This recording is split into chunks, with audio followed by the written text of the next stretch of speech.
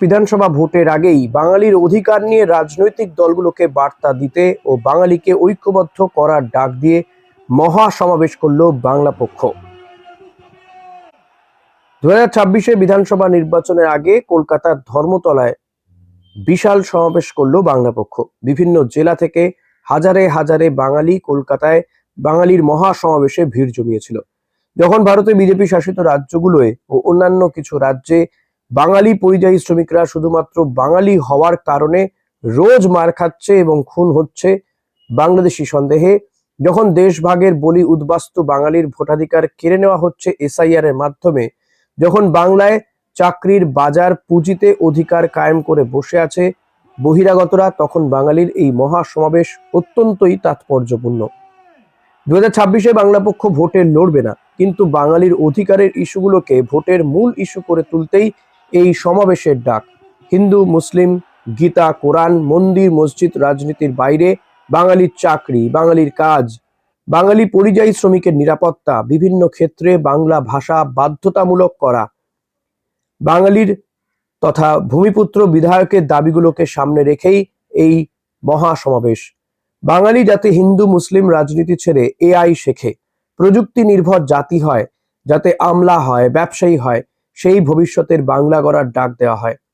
বাঙালির রক্তে স্বাধীন ভারতের সেনায় বাঙালির রেজিমেন্ট নেই। সেনায় বীর সুভাষের জাতির রেজিমেন্টের দাবি ছিল অন্যতম মূল ইস্যু। এই সমাবেশের মূল দাবি হলো চাকরি, কাজ, টেন্ডারে 90% ভূমিপুত্র সংরক্ষণ।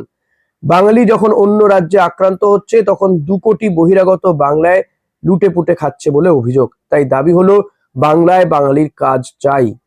বিধানসভা ভোটে প্রাককালে রাজনৈতিক দলগুলোকে বার্তা দেওয়া হয়, বাংলায় হিন্দি উর্দু তোষণ চলবে না, বাংলায় রাজনীতি করতে গেলে বাঙালিকেই প্রাধান্য দিতে হবে।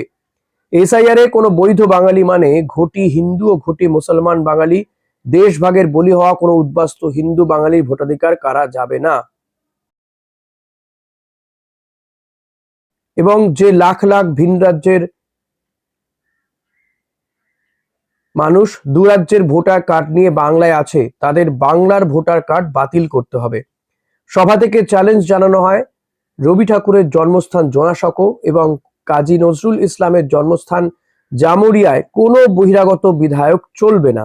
বিবেক গুপ্তা ও হরেরাম সিং বা অন্য কেউ বহিরাগত প্রার্থী হলে তাকে হারাতে মাঠে নেমে লড়বে বাংলা পক্ষ। সাধারণ সম্পাদক অধ্যাপক গর্গ চট্টোপাধ্যায় বাঙালির মহা সমাবেশে প্রবেশ করতেই উচ্ছ্বাসে ফেটে পড়েন বাঙালি। বক্তব্যে তিনি বলেন, বাংলা পক্ষ ভোটে না থাকলেও বাংলা পক্ষ বাংলার বিধানসভা ভোটে নির্ণায়ক ভূমিকা পালন করবে। বাঙালির স্বার্থে লড়াই করা এবং বাঙালি পরিযায়ী শ্রমিকদের বাংলায় কাজ পাইয়ে দেওয়ার লড়াই চলবে। 2026 বাঙালির শত্রুদের ভোটে ধূলিসাৎ করতে ময়দানে থাকবে বাংলা পক্ষ। পরিযায়ী ভাই ফিরছে ঘরে জায়গা খালি কর। পরিযায়ী ভাই ফিরছে ঘরে জায়গা। কলকাতা, আসানসোল, শিলিগুড়ি, রিষড়া, টিটাগড়, ভাটপাড়া, সালকিয়া, খড়গপুর, এখন তো সবে টিপ টিপ বর্ষা শুরু হয়েছে। কত কি বাকি আছে। নদীতে বান আসবে, বঙ্গোপসাগর ছুঁয়ে কাল বৈশাখী আসবে, ধুলো হয়ে যাবে, উড়ে যাবে, তারপর সব শান্তি। আমরা শান্তি চাই, আমরা শান্তি চাই।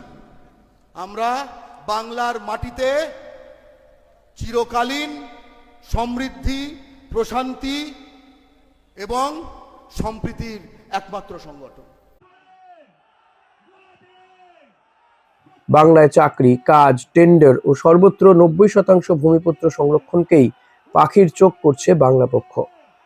সাংগঠনিক সম্পাদক কৌশিক মাইতি বলেন, বাংলা পক্ষর আর্থিক সীমাবদ্ধতা সত্ত্বেও এত বড় সমাবেশ করে দেখালো বাংলা পক্ষ। ভোটে লড়া দল না হয়েও বাংলা পক্ষর ডাকে হাজারে হাজারে বাঙালি ছুটে এলো এই সমাবেশে।